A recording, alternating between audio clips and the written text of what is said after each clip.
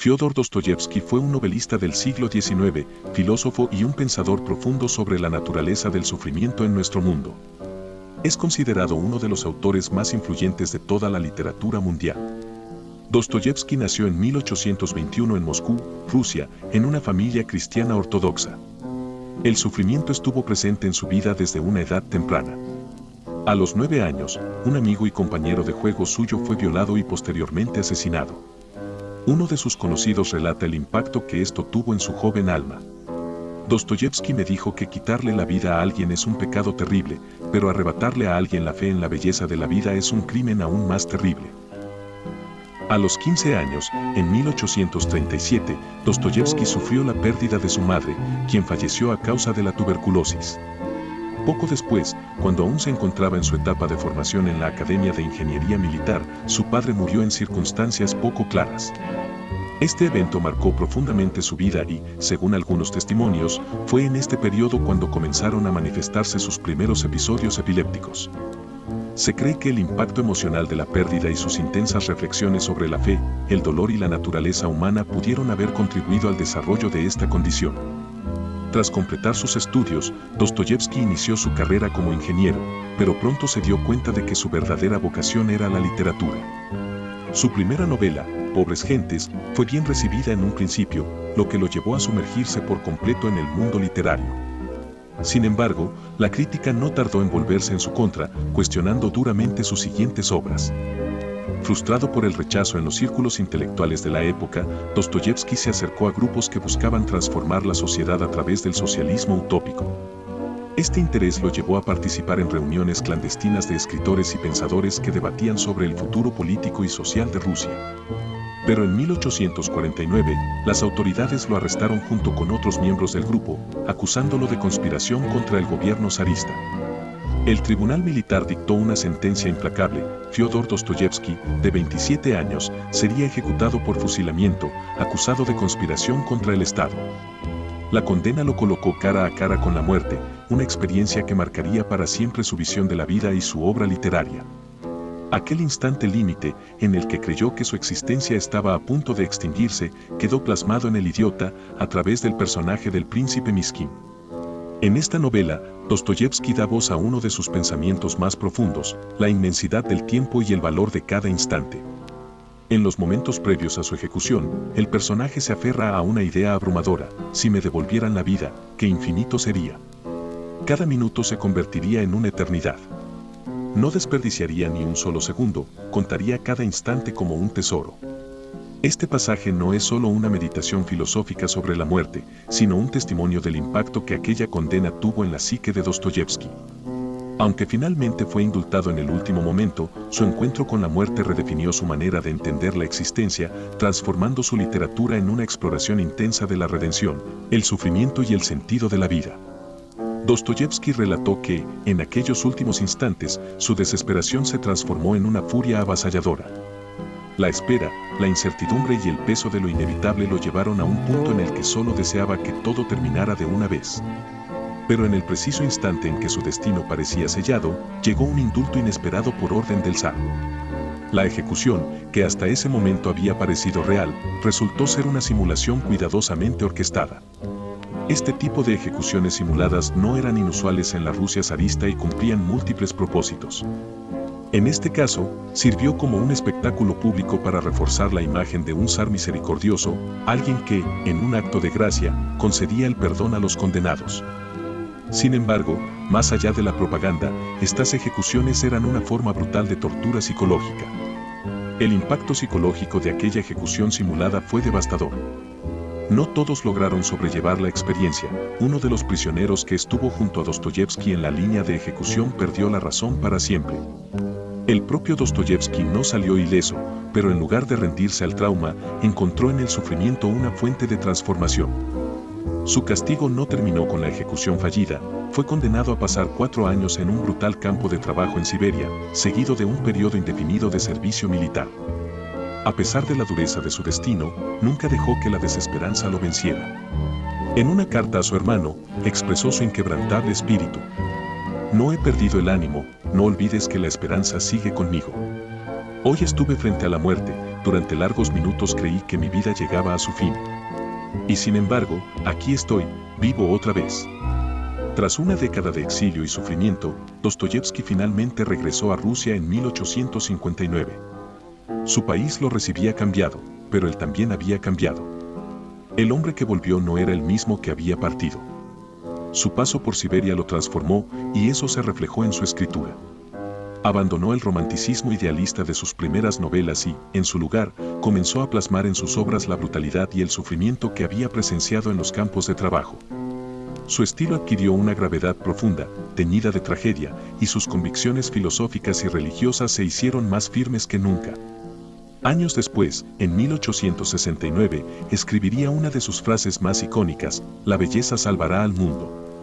Aunque la célebre frase "la belleza salvará al mundo" suele atribuirse al príncipe Miskin en El Idiota, resulta curioso que el personaje nunca la diga explícitamente. Son los demás quienes le adjudican estas palabras, convirtiéndolas en un enigma dentro de la novela. Pero la verdadera cuestión va más allá del texto. ¿Cómo podía Dostoyevski, un hombre cuya vida estuvo marcada por la tragedia, sostener semejante afirmación? ¿Cómo alguien que conoció la prisión, la tortura y la desesperación podía ver en la belleza el poder de redimir al mundo? Este dilema no pasó desapercibido para otros grandes escritores. Alexander Solzhenitsyn, autor de Archipiélago Gulag, expresó su perplejidad ante esta idea en su discurso de aceptación del Premio Nobel. ¿Qué significa realmente esa afirmación? Durante mucho tiempo pensé que eran solo palabras. ¿Cómo podría ser cierto? En toda la historia de la humanidad, marcada por la violencia y la sangre, ¿cuándo ha salvado la belleza a alguien?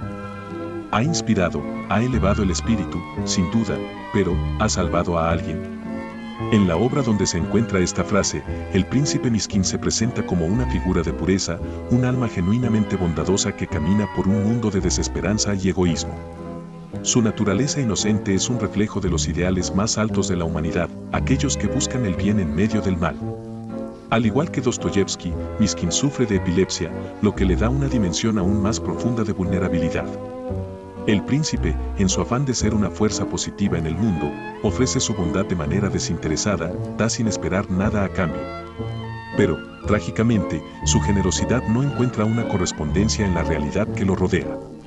A pesar de sus esfuerzos, lo que consigue es nada. Su destino se convierte en un reflejo de la fatalidad de la vida humana, pues al final se ve arrastrado por la locura, un destino sombrío que lo consume completamente.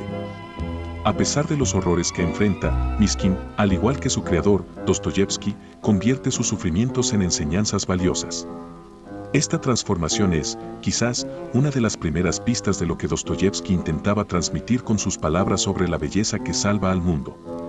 Cuando nos encontramos con una obra de arte sublime, hay algo que nos envuelve, la sensación de asombro y fascinación. Es un sentimiento tan profundo que escapa a la razón. No hay un conjunto de palabras o reglas lógicas que nos convenzan completamente de la belleza que estamos contemplando, pero, sin embargo, nos sentimos cautivados por ella. La razón sola, aunque convincente, nunca puede tocar las fibras más profundas del ser humano. A través de la belleza, algo más allá de la lógica entra en juego, el poder de la emoción, de la fe, de la conexión espiritual.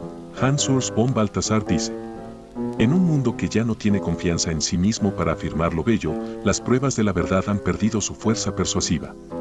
En otras palabras, los silogismos aún pueden seguir sonando mecánicamente, como las prensas rotativas o las computadoras que escupen infaliblemente un número exacto de respuestas por minuto. Pero la lógica de esas respuestas es un mecanismo que ya no cautiva a nadie. En nuestro mundo, la verdadera batalla se libra contra la apatía y la distracción que nos alejan de lo que realmente importa. La sensación de estar completamente cautivado por algo es lo que todos desean, pero solo una pequeña fracción de personas logra encontrar. Pero, en verdad, todo posee una belleza. Pero no todos son capaces de verla. La belleza se encuentra en los lugares más inesperados, en la esperanza, en la fe, en la duda, en la humildad, en el amor, en la vida misma y, también, en la muerte. Para un agricultor, incluso el suelo más común tiene el potencial de generar vida, un recordatorio de que todo puede ser transformado. Dostoyevski, con su visión profundamente humana, veía la belleza en el acto de superar las adversidades. Para él, el sufrimiento no era solo un mal, sino un medio para moldear un mundo mejor para aquellos que vendrían después. A través del sufrimiento, la humanidad podría encontrar la verdadera belleza, un mundo más compasivo, más consciente y más esperanzador para las generaciones por venir. Como expresa más tarde Alexander Solzhenitsyn en su discurso. En ese caso, la afirmación de Dostoyevsky, la belleza salvará al mundo, no fue una frase descuidada, sino una profecía. Dostoyevsky tomó las adversidades de su vida y las transformó en algo más grande que él mismo. Sus sufrimientos se convirtieron en enseñanzas, sus experiencias en relatos inmortales, su existencia en un testimonio de resistencia y su muerte en una fuente inagotable de inspiración. En su tumba, un versículo del Evangelio de Juan, 12:24, resume su visión sobre la vida y la redención. Si el grano de trigo no cae en la tierra y muere, queda solo. Pero si muere, da mucho fruto. Esta metáfora nos recuerda que, al igual que la semilla debe morir para dar nueva vida, el sufrimiento y la pérdida pueden dar paso a la transformación y la trascendencia. Tal vez la belleza, por sí sola, no tenga el poder de salvar al mundo. Pero sí puede ser el primer paso, la primera chispa que encienda la esperanza y mantenga vivo el espíritu humano. Quizás la belleza sea la única capaz de derribar las murallas del cinismo y la desesperanza, aquellas que nos separan de una existencia plena. Tal vez, como le ocurrió a Dostoyevsky, la belleza debe ser el punto de partida, la chispa inicial. Debe haber un fuego que arda en el alma, un fuego que no se sostenga solo en la razón, sino también en la emoción y la fe. Pocas horas después de haber estado al borde de la muerte, con la certeza de su inminente ejecución, Dostoyevsky plasmó en sus escritos una reflexión que revela su transformación interior. Cuando miro atrás y pienso en cuánto tiempo dejé escapar sin propósito. Cuántos días desperdicié en ilusiones y errores. En la pereza y la ignorancia de cómo vivir. En lo poco que valoré el tiempo. En cuántas veces traicioné mi propio corazón y mi espíritu. Siento que mi alma sangra. Pero hoy comprendo. La vida es un regalo. La vida es felicidad. La belleza salvará al mundo. Fyodor Dostoyevsky.